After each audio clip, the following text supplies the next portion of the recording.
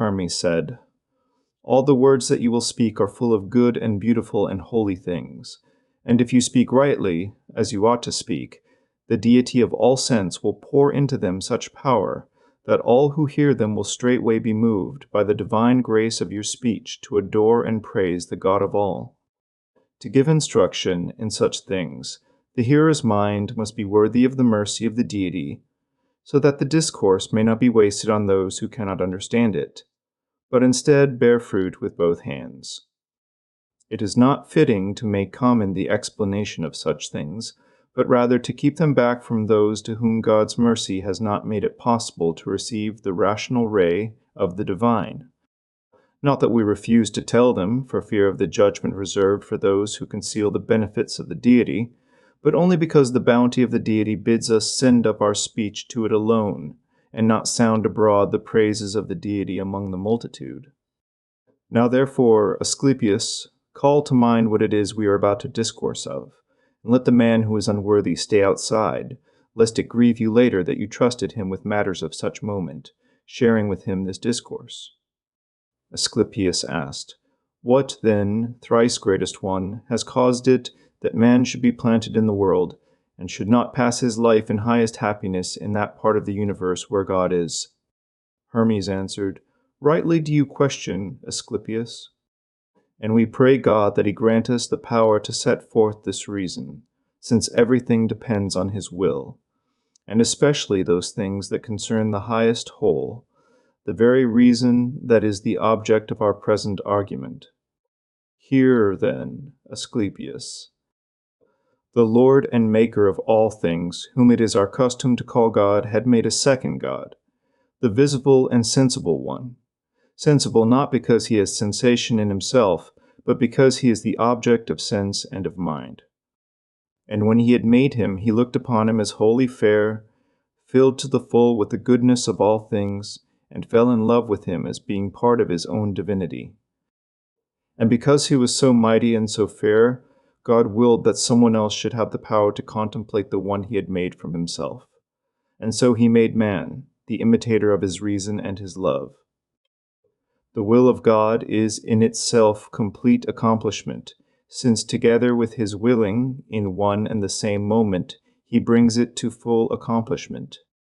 And when he perceived that man's essential nature could not be a lover of all things, unless he were clothed in a garment of the world, he shut him within a house of body, and ordained that all men should be so, blending from both natures a single and well-proportioned mixture. Therefore he made man of soul and body, that is, of an eternal and immortal nature, so that a creature so blended could answer to his double origin, able to admire and worship the things of heaven, and to cultivate and govern the things of earth. By mortal things I do not mean the water or the earth themselves, for these are two of the elements which nature has made subject to man, but rather the things that are made or done by men from them, the cultivation of the earth, pastures, buildings, harbors, voyages, and all the intercourse and mutual service that are the firmest bonds between men, and between men, and that part of the cosmos made of water and earth, its earthly part, which is preserved by knowledge and the practice of the arts and sciences, without which God does not, will the cosmos to be complete. Whatever pleases God follows of necessity, his performance waits upon his will. Nor is it credible that what once pleased him should become unpleasing to God, since he has known, long before, both what will be and what will please him. From the two natures, the deathless and the mortal, he made one nature, that of man, one and the same thing. And having made this one man both somehow deathless and somehow mortal, he brought him forth and set him up between the immortal and the mortal nature, so that, seeing all things, he might wonder at all things. The love of God and of heaven, together with all that are in it, is one perpetual act of worship. No other ensouled thing, neither God nor animal, can do this but man alone. It is in the admiration, the adoration, and the praise of men, and in their acts of worship, that heaven and heaven's hosts find their delight. Nor is it without cause that the choir of the Muses has been sent down by the highest deity to the company of men, so that the earthly world should not seem too uncultured for want of the charm of measured song, but rather that with the songs and praises of men, joined with music, he might be honored who alone is all, or is the Father of all, so that not even on earth should there be any lack of the sweetness of the harmony of heaven's praise. Some, though very few, endowed with the pure mind, have been entrusted with the sacred charge of contemplating heaven. But those who, from the twofold blending of their nature, have not yet withdrawn their inner reason from the mass of the body, are appointed to the study of the elements and all that lies beneath them. Thus man is a creature none the less powerful for being partly mortal. Rather, he seems all the more fit and able to attain to right reason, since mortality too has been given to him. For clearly he could not have borne the strain of both, unless he had been formed from both natures, so that he might have the power both to cultivate earthly things and to love heaven. This is a reason that most men cannot believe. The perfect and the true can only be grasped by the more holy minds. With this, then, I will begin. The Lord of eternity is the first God, the second is the cosmos, man is the third. God is the maker of the cosmos, and of all things in it, and at the same time he rules over all, together with man, the ruler of this compound world, who, taking the whole of it upon himself, makes it the proper object of his own love, so that the two of them, himself and the cosmos, may be an adornment each to the other, so that from this partnership of man, the world is most fitly called, in the old tongue, order and beauty. Man knows himself, and he knows the world as well, so that he remembers what serves his own parts, and calls to mind what he must use, that all things may serve him, giving the greatest praise and thanks to God, revering his image, not ignorant that he too is God's image, the second one. For there are two images of God, the cosmos and man. So it comes to pass that, since man is a single structure, in the part of him that consists of soul, of sense, of spirit, and of reason, he is divine, and seems able to rise from the higher elements into heaven itself. But in his cosmic part, made of fire and water and air, he remains mortal on the earth, lest he should leave forsaken and bereft all that has been committed to his care. Thus mankind is made, in one part deathless, and in the other subject to death, while it remains in a body. And this capacity is perfected only when it is fortified with the virtue of despising every desire for things not its own. For alien from every part of kinship with the gods are all things on earth that are held through bodily desire, which we rightly call possessions, since they are not born with us, but come to be possessed by us afterward. All such things, then, are alien to man, even his own body, so that we can despise not only what we long for, but also that from which the vice of longing comes to us.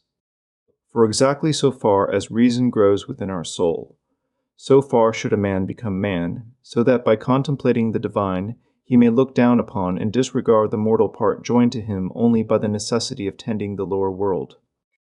For a man to be complete in either part, observe that he has been made of the elements of each part in sets of 4, with hands and feet, both in pairs, and the other members of his body, by which he may serve the lower earthly world. And to these are added 4 more, sense, soul, memory, and foresight, by which he may come to know the rest of things divine, and judge of them. By this means, man comes to search out the differences in qualities, the effects and measures of things, with careful inquiry, yet, weighed down by the heaviness of the body's imperfection, he cannot rightly discern the true causes of the nature of things that truly are. Man, then, being so created and composed, and set by the highest God to such ministry and service, keeping the world fittingly in order, and piously adoring God, obeying in both ways, becomingly and suitably, the good will of God, such a man, with what reward do you think he should be repaid? If indeed, since the cosmos is God's own work, the one who preserves and adds to its beauty by his love joins his own labor to the will of God, when with toil and care he shapes the very forms which God has already made by his divine intent, with the help of his own body, with what reward, do you think, should he be repaid, unless it be with the same reward our forebears were blessed with?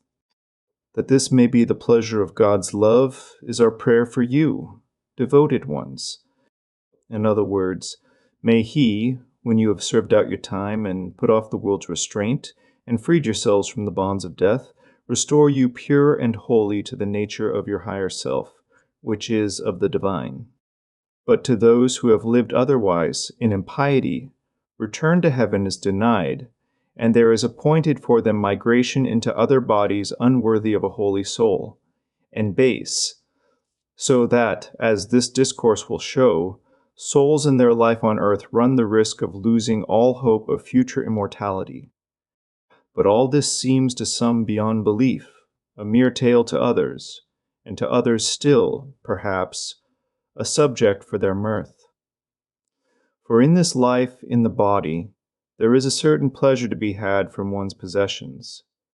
It is for this cause that spite, envying the soul its hope of immortality, claps it in prison, as they say, and holds it down, so that it remains in that part of itself which is mortal, and is not permitted to know the part of its own divinity. For I tell you, as though it were prophecy, that none after us will have that single love, the love of wisdom, which consists in the knowledge of the divine alone, the practice of perpetual contemplation and holy piety. For the many confound philosophy with a multitude of reasonings. Asclepius asked why it is, then, that the many make philosophy so hard to grasp, or confound it with such a multitude of reasonings. Hermes answered, Pure philosophy, which depends on godly piety alone, should concern itself with other arts only so far as to appreciate the reckoning in numbers of the fixed stations of the stars in their returning, and the course of their procession. Let it know, too, how to appreciate the earth's dimensions, its qualities and measures, the depths of water, the strength of fire, and the nature of all these, and so give worship and praise to the art and mind of God. As for true music, to know it is nothing other than to have knowledge of the order of all things, and whatever God's reason has decreed, for the order of each several thing, set together in one key for all, by skillful reason, makes, as it were, the sweetest and truest harmony with God's own song. Some will be led astray by the cleverness of sophists, and turned away from true philosophy, the pure and holy love. For to worship God with a single mind and soul, to reverence what he has made, and to give thanks to his will, which alone is full of good, this is philosophy unsullied by the soul's rough curiosity. But of this subject, let what has been said so far be enough. And now let us begin to treat of spirit, and of such things. There was, first, God and matter, which in the old tongue we call the cosmos, and spirit was with the cosmos, or in the cosmos, though not as it is in God, for there were not yet the things from which the cosmos comes to birth in God. They were not, for the very reason that they were not, but existed still only in that state from which they were to have their birth. For only those things are called ungenerated which have not yet been born, and which also lack the power of generating, so that from them nothing can be born. But whatever things have in them the power of generating are themselves generable, capable of giving birth, even though they are born only from themselves. For there is no question that from those born of themselves birth may easily take place, since from them all things are born. God, then, the everlasting, the eternal, cannot be born, nor could he ever have been born. He is, he was, he shall be, forever. This, therefore, is the nature of God, entirely from himself alone. But matter, or the nature of the cosmos, and spirit, though they do not seem to be born from any source, still possess in themselves the power of generation, the nature of fruitfulness. For the beginning lies exactly in that quality of nature which possesses in itself the power and the matter both of conception and of birth. This, then, needs no others conceiving, being generable of its own self. By space I mean that in which all things exist, for none of these things could have been, had there been no space to hold them all, since for everything that has ever been, space must be provided. For neither the qualities, nor the measures, nor the positions, nor the workings of things could be distinguished if they were nowhere. So the cosmos, too, though unborn, still holds within it the births of all things, affording for all of them the most fruitful wombs of their conception. It is, therefore, the whole of that quality of matter which has creative power, though it has not itself been created. And since this quality of matter is by nature simple productiveness, that same source produces the bad as well as the good. Some say that God ought to have freed the world from evil altogether, so much of it as there seems to be in the world, as though it were one of the world's own limbs. But this was foreseen by the highest God, and provision made for it as far as reason allowed, when he thought fit to endow the minds of men with sense, and knowledge, and understanding, for it is by these alone, whereby we stand above the rest of the animals, that we are able to escape the snares and the wrongs of evil. Whoever turns away from them at first sight, before becoming entangled in them, is a man guarded by divine intelligence and godly prudence, for the foundation of true knowledge is built upon the coping stones of virtue. It is by spirit that all things in the cosmos are governed and quickened, spirit made subject to the will of the highest God, as though it were an engine or a machine. So far, then, let him be conceived by us, he who is conceivable by mind alone, who is called the highest God, the ruler and director of the visible God, who in himself contains all space, all substance, and all matter of things producing and begetting, and all that is, however great. Matter, or the cosmos, on the other hand, is that which holds all things, the field of motion, and that which gathers all together, over which God rules, distributing to all cosmic things whatever is fitting for each.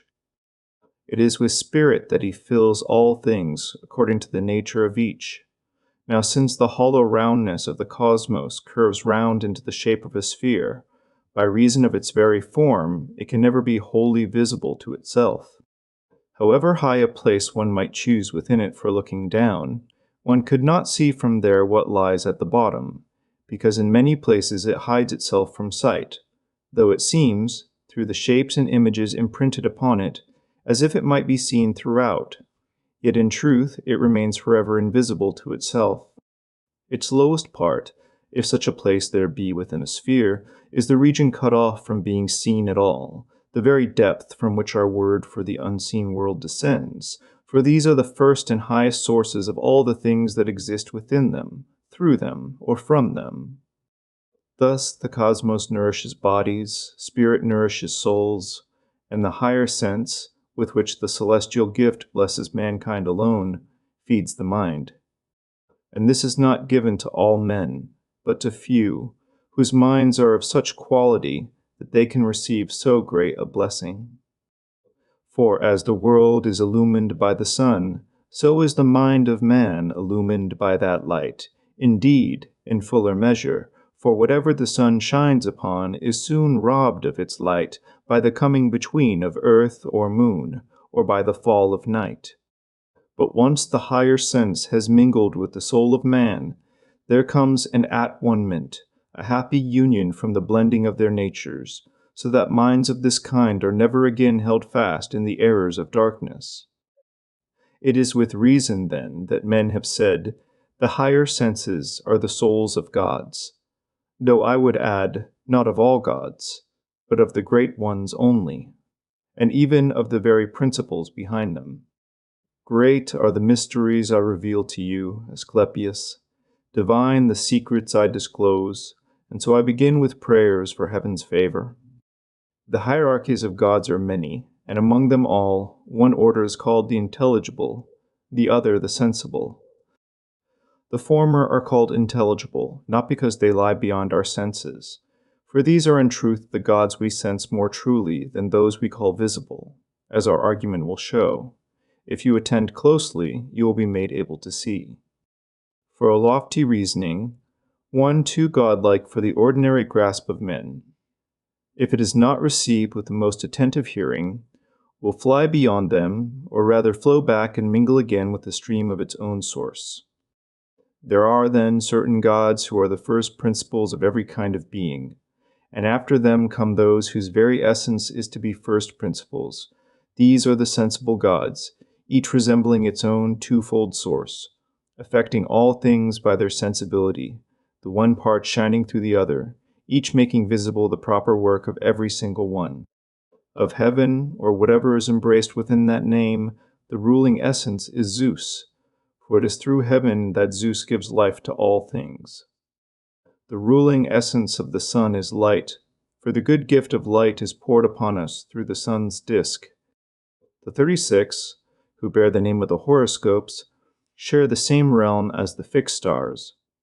Of these, the ruling essence is the one they call the All-Formed, who fashions the varied forms of every kind.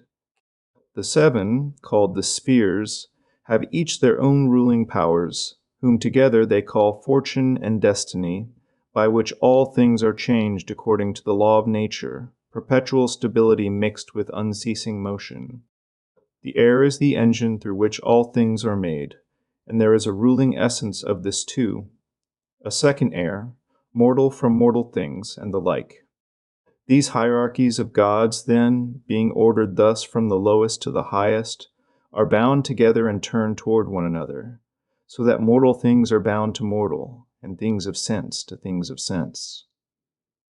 Yet the whole of this great rulership seems, to him who is the highest Lord, not to be many things at all, but rather one, for from the one all things depend and flow down from it, and though, seen apart, they appear as many as they possibly could be, in their true union they are one, or rather two, from which all things are made, matter, by means of which all other things are made, and the will of him at whose command they come to pass. This is so, Asclepius. God is the Father, or the Lord of all, or whatever other name he is called by, more holy and more pious among men, a name that should be reserved among ourselves for the sake of our own understanding. For if we contemplate this transcendent God, we shall not make him definite by any of these names. For if a spoken word is only a sound proceeding from the air, struck by the breath, signifying perhaps the whole will of a man, or the higher sense which by good fortune a man perceives with his mind when withdrawn from his senses, a name made of a syllable or two, so limited and so considered that it might serve as the necessary link between voice and ear, then the name of God, in its fullness, must consist of sense and spirit and air, and all things in them, through them, and with them. Indeed, I have no hope that the Creator of the whole of greatness, the Father and Lord of all things that are, could ever be bound to one name, even if that name were made of a multitude of names, he who cannot be named, or rather, he who may be called by every name. For he is truly one and all, so that it must be that all things should be called by his very name, or that he himself should be called by the names of all things. He, then, alone, yet complete in the fruitfulness of either sex, ever pregnant with his own will, brings forth continually whatever he has willed to bring into being. His will is the all-goodness, which is also the goodness of all things, born of the nature of his own divinity, so that all things may be just as they have always been, and that henceforth the power of being born from their own selves may be enough for all things yet to be born. Let this then be the reason given you, Asclepius, why and how all things are made of either sex. Not only God, but all things, living and lifeless alike, for it is impossible that any of the things that are should be barren. If fruitfulness were taken from all the things that are, they could not remain forever what they are. I mean that nature and sense and the cosmos have in themselves the power of bringing forth, and of preserving all that is born. For each sex is full of the power to bring forth, and between them there is a union, or, more truly, a unity beyond understanding, which you may rightly call love, or by the name of the goddess of love, or both.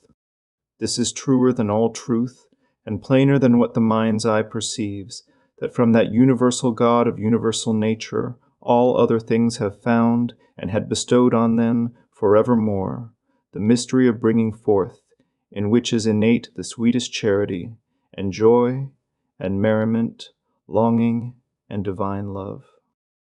We might have had to tell of the mighty power and the compulsion of this mystery, were it not that every man can know it for himself, simply by observing his own nature. For if you consider that supreme moment when the one nature pours its young into the other, and the other eagerly receives and hides it ever deeper within, then in that common union the female takes on something of the nature of the male, and the male grows weary with the languor of the female. And so the fulfillment of this mystery, sweet and necessary as it is wrought in secret, lest the divinity of either sex be forced, through the vulgar mockery of ignorance, to blush at the natural act of union, and still more, were it exposed to the sight of the impious. From this comes the fact that among the many, evil abides, through their lack of true knowledge and discernment. For it is from the intelligence of godlike reason, by which all things are ordered, that there comes contempt for vice and its remedy throughout the world. But where unknowing and ignorance persist, every vicious thing grows strong and plagues the soul with incurable wounds, until, infected and corrupted, it swells as though poisoned, except in those who know the discipline of souls and the highest cure of the mind. So then, though it may help only a few, it is right to unfold this teaching, why the divine has chosen to share its knowledge and understanding with man alone. When God, our Father and Lord, made man after the gods, from an equal mixture of the less pure cosmic part and the divine, it came to pass that the imperfections of the cosmic part remained mingled in our frame, along with others that come from the food and sustenance we share, of necessity, with all living things, and by reason of these, desire and passion, and the other vices of the mind, must occupy the souls of humankind. As for the gods, since they were made of the fairest part of nature, and have no need of the aids of reason and discipline, though indeed their deathlessness, the very strength of remaining forever of a single, unchanging age, stands for them in place of prudence and of knowledge. Still, for the sake of the oneness of reason, so that the gods should not be strangers to it, he decreed for them, by his everlasting law, an order bounded by the necessity of that law.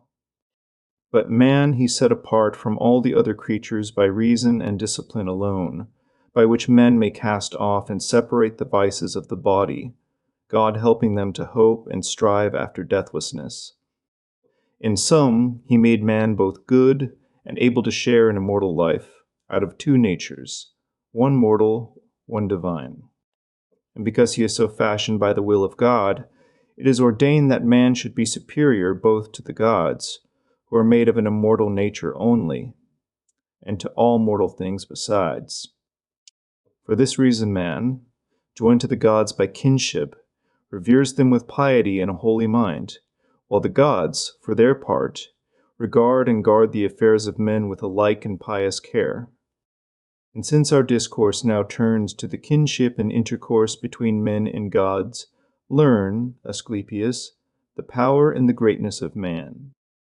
Just as our Lord and Father, the highest God, is the maker of the gods of heaven, so man is the maker of the gods who dwell in the temples, content to be near to him, gods who not only receive light, but who send it forth. For man not only draws near to the gods, he even confirms them upon the earth. Are you amazed, Asclepius? Do you too find it hard to believe? Asclepius answered, I am amazed, thrice greatest one, but I willingly give my assent to all your words. I count that man most blessed who has attained to so great a happiness. Hermes said, and rightly so, for he deserves our wonder, being the greatest of them all.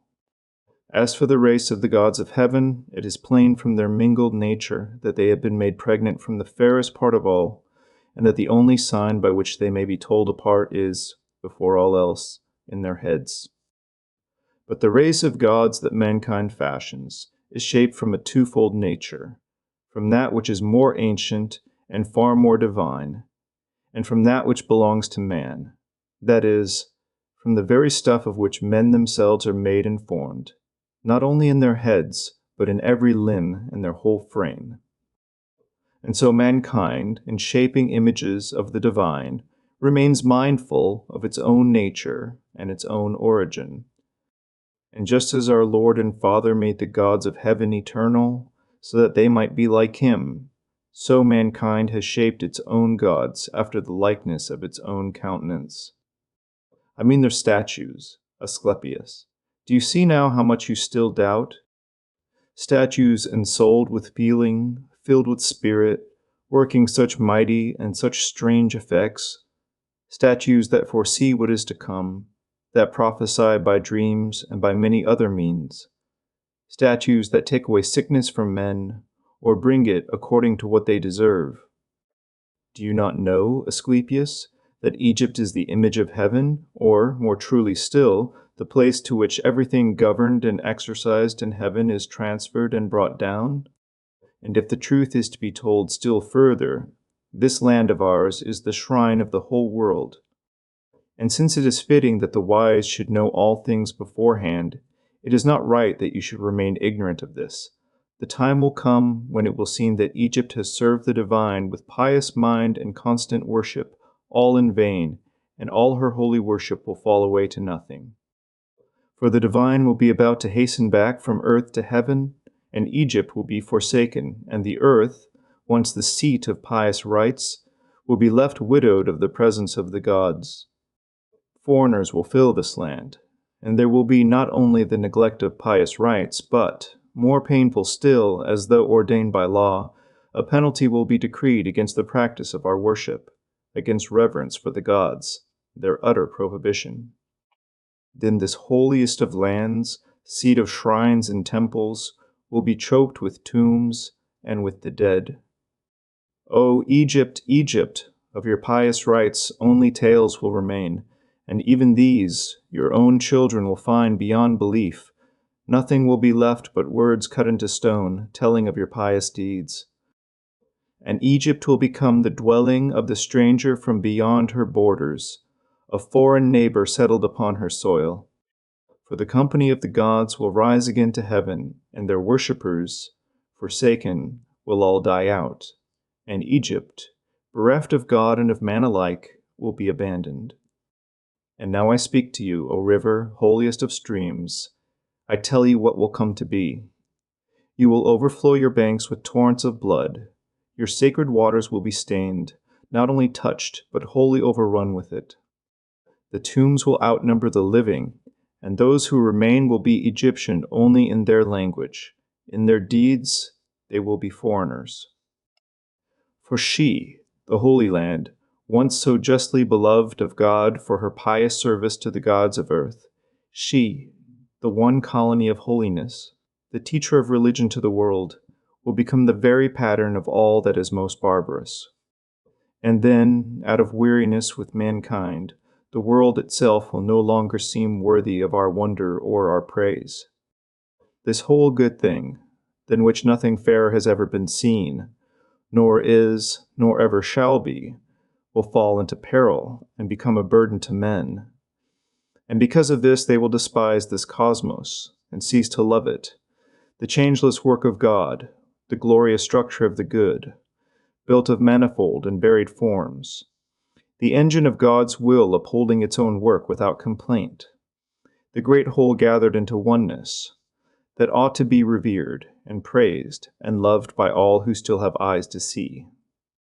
For darkness will be set before the light, and death will be judged preferable to life. No one will lift up his eyes to heaven. The pious will be thought mad, the impious wise, the reckless will be counted strong, and the worst will be called best.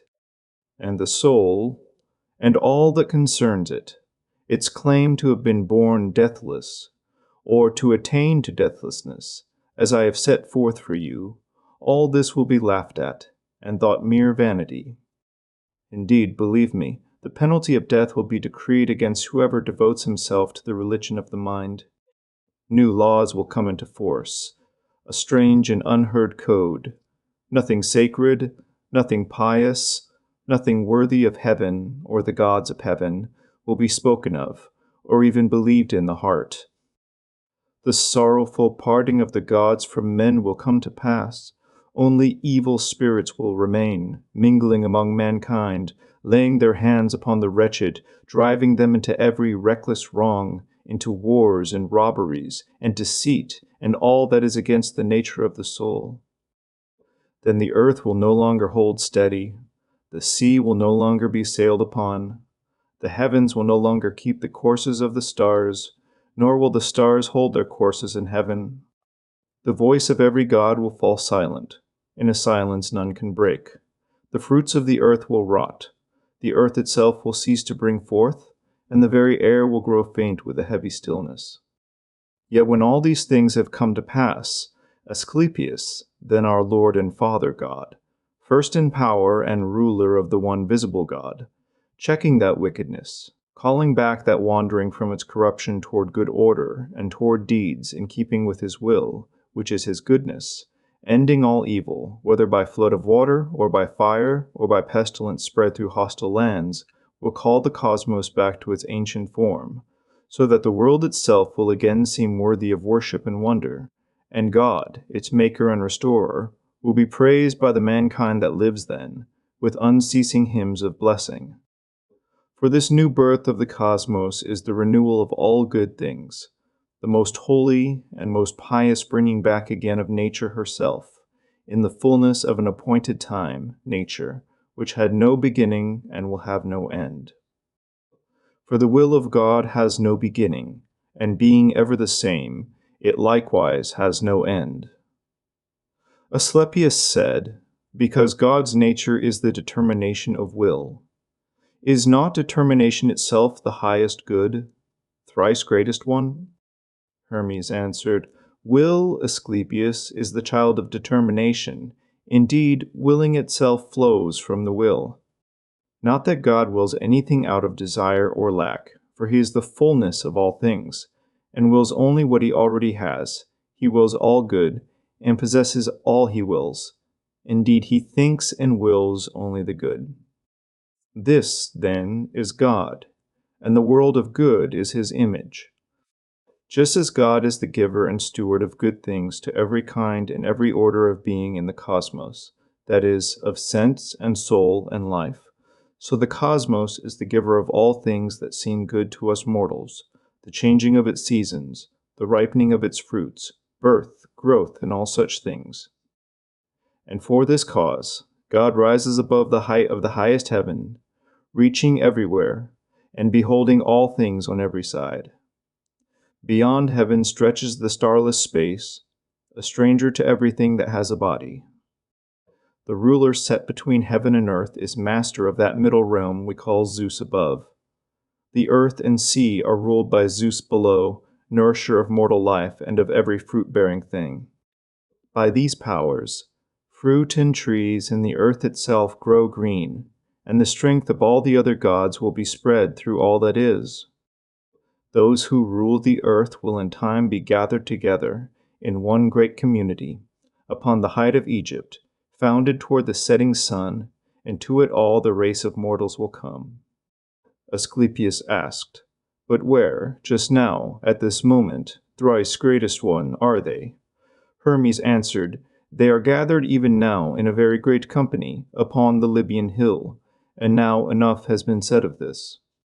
When these things come to pass, as I have told you, Asclepius, our Lord and Father, God and maker of the first and only visible God, will look down on all that has been done, and, setting his will, which is the good, firmly against disorder, calling back the wandering and cleansing away the evil, whether by flood, or by swiftest fire, or by war and famine, will bring his cosmos back again to its former state, and so accomplish its restoration. But now we must turn to the question of deathlessness and of death. The expectation and the fear of death torment the multitude who do not know the true reason of things. Death comes about by the dissolution of the body, worn out with toil, when the full measure by which its members are joined into a single engine for the purpose of life comes undone. The body dies when it can no longer sustain the powers of life within a man. This, then, is death, the dissolution of the body and the vanishing of bodily sense. Of this death, there is no need for anxiety. But there is another death, which no man can escape, though the ignorance and disbelief of men make light of it. Asclepius asked, "What is it, thrice greatest one, that men know nothing of, or refuse to believe can be?" Hermes said, "Then listen, Asclepius. When the soul departs the body, it passes before a judge, the highest of the spirits, and it is he who weighs its merit. And when he sees that it is pious and just, he lets it rest in the places fitting for it. But if he finds it stained with evil deeds and fouled with vice, he casts it down from above into the depths, and delivers it to warring storms and whirling currents of air, of fire, and of water. There, between heaven and earth, upon the waves of the cosmos, it is dragged back and forth, racked forever with unceasing pain, so that its very deathlessness becomes its affliction. For through its unbroken sense of itself, it bears the yoke of ceaseless torment. Know, then, that we should fear and be on our guard, lest we become entangled in such toils. For those who do not believe this now will be brought to belief afterward, by their own deeds, not by words, by the actual suffering of punishment, not by threats." Asclepius asked, "Are the faults of men, then, not punished by human law alone, thrice greatest one?" Hermes said, "First of all, Asclepius, all things on earth must die. Further, all things that live by reason of a body, and cease from living for the same reason, receive, according to the merit or the fault of this life, their due rewards or punishments, and these are all the more severe if the wrongdoing has been hidden through life, and comes to light only at death. For then the soul is made fully conscious of all things by the power of the divine, exactly as they are, according to the measure of punishment appointed to its crimes. Those condemned by the laws of men lose their lives by violence, so that all may see they have not yielded up their souls to pay nature's debt, but have received the penalty their deeds deserved. But the righteous man finds his defense in serving God, and in deepest piety, for God guards such men from every harm. For he who is the Father of all, our Lord, who alone is all, delights to show himself to all. It is not by place, nor by any quality he may hold, nor by any greatness he may possess, but by the understanding of the mind alone, that he sheds his light on the man who shakes the clouds of error from his soul, and beholds the brightness of truth, and joins himself to the all-embracing sense of the divine intelligence, through love of which he wins freedom from that part of himself over which death holds rule, and has planted within him the seed and the assurance of deathlessness to come. This, then, is how the good will differ from the bad. Each will shine according to his piety, his holiness, his prudence, his worship, and his service to God, and will see true reason as though with his own eyes, and by the strength of his belief will outshine all others, as the sun outshines the other stars. For it is not so much by the greatness of his light as by his holiness and his divinity that the sun lights up the other stars. You should regard him, Asclepius, as the second God, ruling all things and giving light to all that live in the cosmos, whether ensouled or not. For if the cosmos is itself a living thing, and has been, and is, and will be, ever alive, nothing within the cosmos is subject to death. For of a thing that is ever alive, every part shares in that same life, and in the world, which is ever alive for all, and at the same time, there is no place for death. And so it must be the full store of life and deathlessness, since it needs must live forever. And so the sun, like the cosmos, endures always, ruler forever of all the powers of life, giver of all vitality. God, then, is the eternal ruler of all living things, of all the powers of life that are in the world. He is the everlasting giver of life itself. Once and for all he bestowed life on every living power, and he preserves it still by a law that lasts forever, as I will now explain. For this reason life shall never cease, nor ever be destroyed, for it is bound about and held together, as it were, by the everlasting continuity of life itself. The cosmos is thus the giver of life to all within it, and the space of all that lies beneath the governance of the sun. The motion of the cosmos has within it a double power. It is quickened from without by eternity, and it quickens all that is within by fixed numbers and appointed times.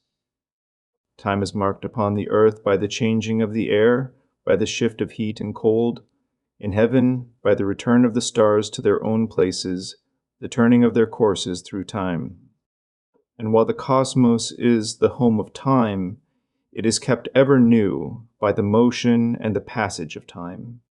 Time, in turn, is kept steady by its own order, and order and time together bring about the renewal of all things in the cosmos through their unceasing alternation. All things, then, being as they are, there is nothing stable, nothing fixed, nothing unmoved among the things that are born, whether in heaven or on earth. God alone is unmoved, and rightly so, for he is in himself, by himself, and around himself, wholly full and perfect. He is his own unmoved foundation. No other can press upon him or move him, nor is he in any space belonging to another, for all spaces are in him, and he alone is in them all, unless one should venture to say that God's own motion is eternity itself. Rather, it is unmoved eternity itself, into which the motion of all times is gathered, and out of which the motion of all times takes its beginning. Of that transcendent deity, this is the image that has been made, the cosmos, the imitator of eternity. Time, too, has the strength and nature of its own stability, for all its perpetual motion, since of necessity it is ever returning from itself back to itself. And so, though eternity is fixed, unmoved, and stable, still, since the motion of time, which is subject to motion, is forever being drawn back into eternity, and for that reason time's motion is circular, it comes to pass that eternity itself, though motionless in itself, seems, because of time in which it dwells, to be in motion as all motion is. So it comes to pass that eternity's stability becomes, in a sense, moved, and time's motion becomes, in a sense, stable. So we may hold that God himself is moved within himself by the same everlasting transcendence of motion, for his very vastness is a motion that does not move, since by that vastness his law stands beyond all change. That which so transcends, which lies beyond all sense, beyond all bounds, which cannot be grasped, is beyond all measure. It cannot be upheld or borne or tracked. Where and when and whence and how and what he is known to none, for he is upheld by his own supreme stability, and his stability rests in himself alone. Whether this mystery be God or eternity or both, or the one within the other, or both within each. And for this cause, just as eternity transcends the bounds of time, so time itself, since it cannot be bounded by number or by change, or by the turning of some further measure, partakes of the nature of eternity. Both then seem boundless, both eternal, and stability, though fixed by its own nature, yet since it can sustain the things that are in motion, deserves, for all the good it does through its firmness, to hold the highest place. The cosmos, on the other hand, since it is subject to movement, is not the first principle, for its motion outruns its own stability, treating its unmoved foundation as the law of its own everlasting movement. The whole sense of the divine, though in itself unmoved like God, sets itself in motion within its own stability. It is holy, incorruptible, everlasting, and if any better word can be given it, let it be this, the eternity of God supreme, subsisting in very truth, the fullness of all things, of sense and of the whole of knowledge, existing, so to speak, together with God. The sense of the cosmos holds within it all things sensible, every kind, every science. The sense of man consists in the power of memory to hold and recall all he has done, for only so far as the creature that is man has the divinity of sense descended, since God did not will that the highest divine sense should mingle with the other animals, lest it be shamed by such mingling. Whatever the measure or the reach of a man's understanding, the whole of it lies in his power to recollect what is past. It is through this power of memory that man has been made ruler of the earth. Now, the understanding of nature can be reached by the quality of the cosmic sense, drawn from all things in the cosmos that sense can perceive. Of eternity, which is the second such power, we gain our sense from the senses of the cosmos, and by these same means we discern its nature. But the understanding of the very quality, the whatness, of the sense of God supreme, is truth alone, of which not even the faintest trace or shadow can be discerned within the cosmos. For where can it be measured by the reckoning of times, in which are seen only falsehood, and birth and death, and error? You see, then, Asclepius, on what ground we already stand, with what we occupy ourselves, and after what we dare to strive. But to you, God Most High, I give my thanks, for you have enlightened me with the light to see the divine. And you, Tat, and Asclepius, and Ammon, keep these divine mysteries in silence within the secret places of your hearts, and breathe no word of their concealment. Now, in our case, the intellect differs from sense in this, that by its own reach the intellect can attain to the understanding and discernment of the quality of the cosmic sense, while the intellect of the cosmos itself extends to eternity, and to the knowledge of the gods above it. And so it comes to be, for us, that we perceive the things of heaven as though through a mist, so far as the condition of human sense allows. True, the reach that we possess for the survey of such transcendent things is narrow still, but it will grow most ample when it comes to perceive with the full blessing of true self-knowledge. Nothing is void, nothing has ever been void, nothing will ever be void, for every part of the cosmos is entirely full, so that the cosmos itself is filled and complete with bodies differing in quality and form, each possessing its own proper kind and measure. And of these bodies, one is greater than another, one lesser than another, differing in strength and size.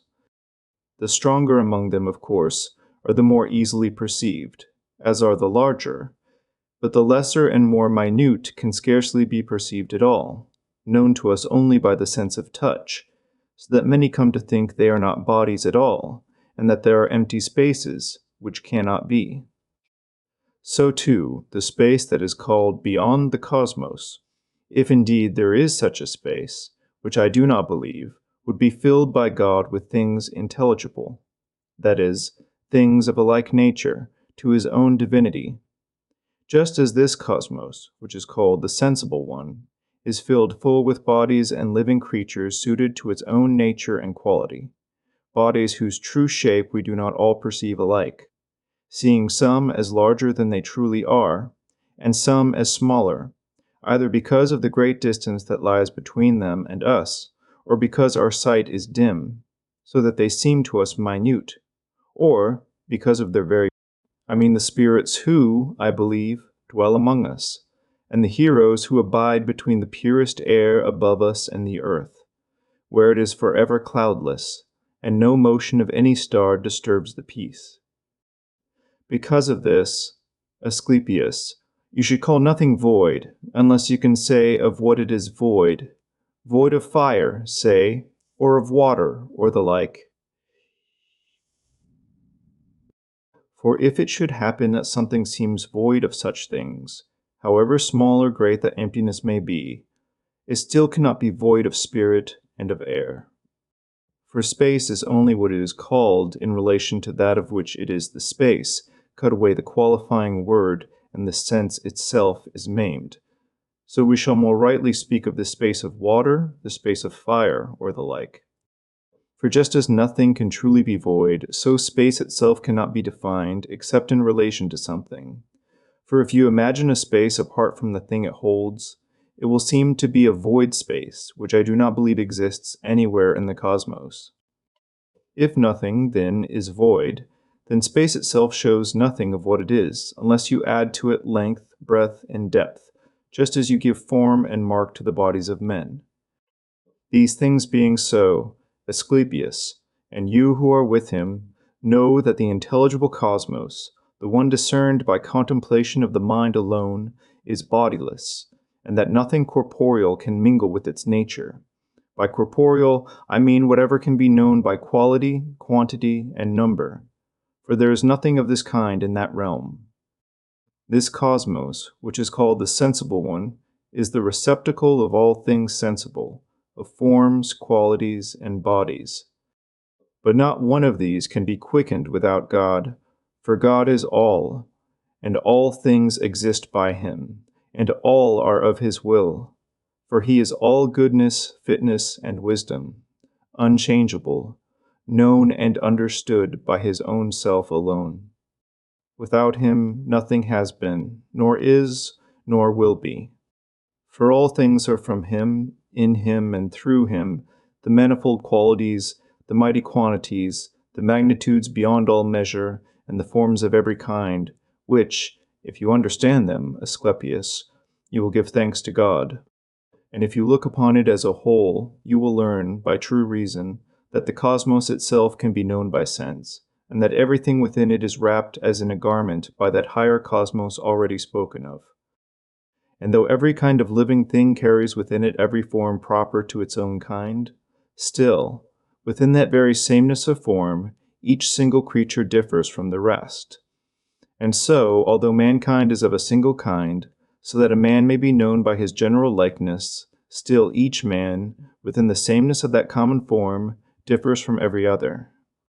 For the idea that is divine is bodiless, whatever the mind alone can grasp, so that though these two, the general form and the general body, from which each creature is derived, are themselves bodiless, it is impossible that any single form should be produced exactly like another, because the moments of the hours, and the turning points of the stars at each one's birth are never quite the same, and they change as many times as there are moments in the turning of that revolving circle in which dwells the God we have called all-formed. Thus the species itself endures, ceaselessly bringing forth from itself as many images and as varied as there are moments in the great revolution of the cosmos, a cosmos that itself changes as it turns. But the idea itself is never changed or turned, so the forms of every kind remain forever the same, and yet unlike within that very sameness. Do you not see, Asclepius, that all this has been explained to you as though to one half asleep? For what is the cosmos, or what does it consist of, if not of all things born? So you may say of heaven and earth and the elements, for though other things show more frequent change of form, even heaven itself, becoming now moist, now dry, now cold, now hot, now clear, now dull, though still one kind of heaven, undergoes these same frequent changes into new appearances. The earth, too, has always many changes in her forms, both when she brings forth her fruits and when she nourishes what she has brought forth, with the return of every season's yield. So, too, the shifting qualities and measures of the air, its stillness and its motion, and before all, the endless variety of trees, of flowers, of berries, of scents and savors. Fire also works its many transformations, and divine ones too, for the sun and moon are, as it were, all the varied images of themselves, mirrors, in a sense, which give back, in eager brightness, the likeness of their own forms. Less to be wondered at, though still worthy of admiration, are the things said of man, yet of all marvels. The one that wins our wonder most is that man has been able to discover the nature of the gods, and bring it into use. Since our earliest forebears fell into great error, having no true faith concerning the gods, and giving no heed to their worship and their holy service, they came upon an art by which they made gods for themselves. To this discovery they joined a power drawn from the nature of the cosmos suited to it, and blending the two together, since they could not make souls themselves, they called forth instead the souls of spirits, or of angels, and bound them fast within their sacred images and holy rites, so that through these the statues might hold the power to do both good and harm.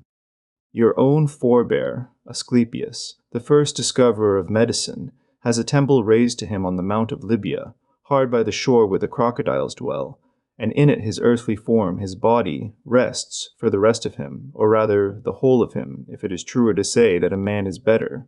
The more wholly he lives in the awareness of life, has gone home to heaven, and still, though now only through his own divinity, gives to the sick every remedy he once gave. In the old days, through the sick every remedy he once gave, in the old days, through the art of medicine. Hermes, whose name my own forebear bears, and whose home is in the place called after him, helps and guards every mortal who comes to him from every side. And Isis, the wife of Osiris, how many are the blessings we know she grants when she is gracious, how many the harms she deals when she is angered. For the gods of the earth, the cosmic gods, are quickly roused to anger, being made and shaped from the two natures.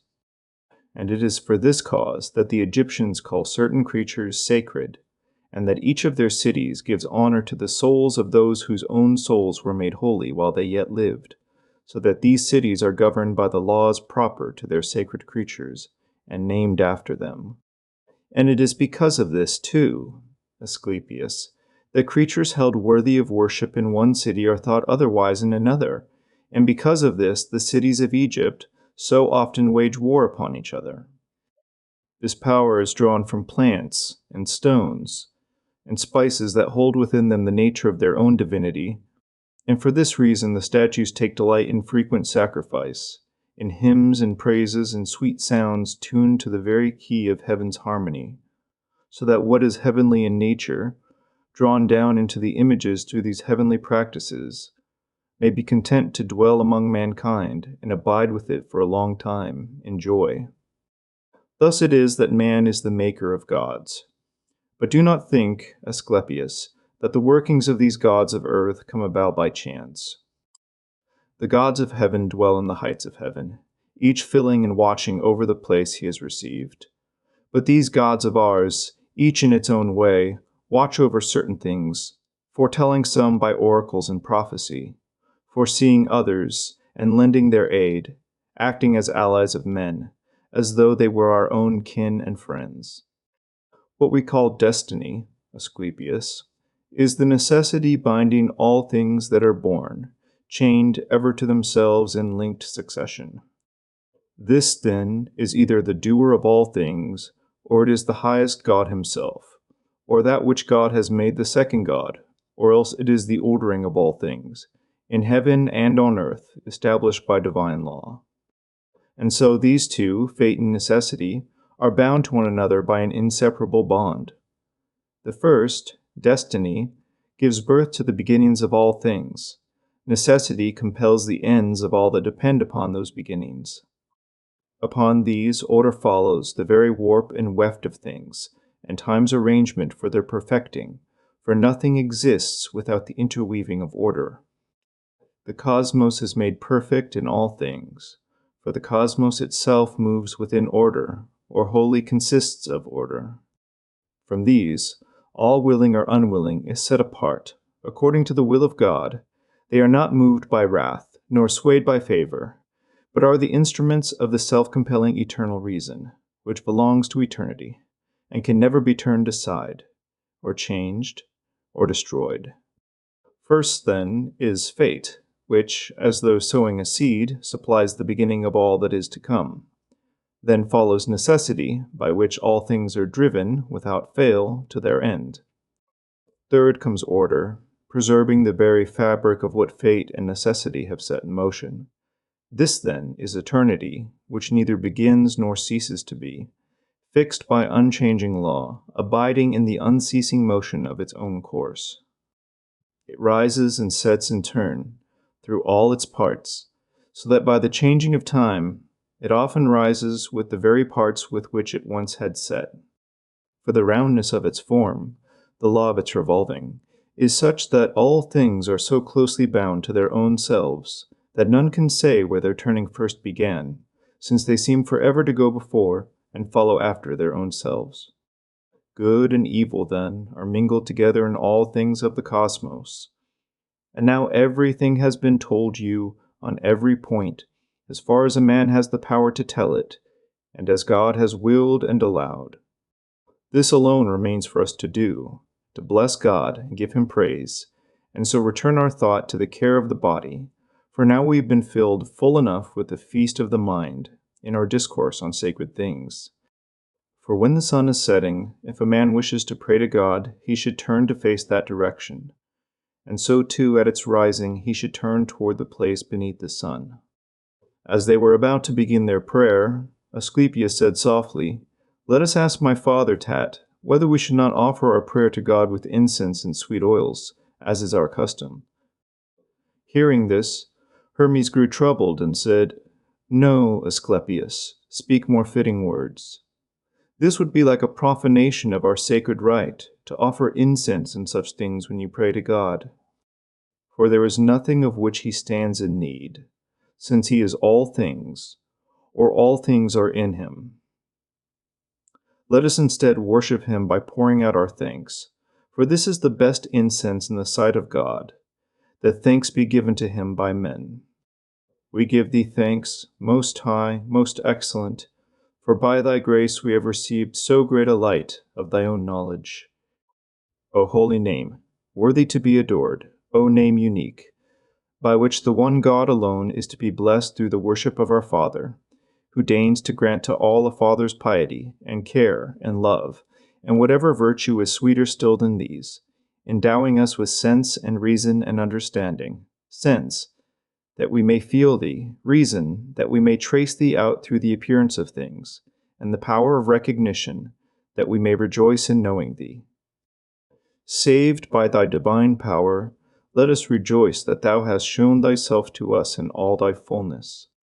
Let us rejoice that thou hast deigned to consecrate us, though we are still bound within our bodies, to eternity. For this is the one festival of praise worthy of man, to know thy majesty. We have known thee, yes, by the single sense of our own understanding, we have beheld thy supreme light.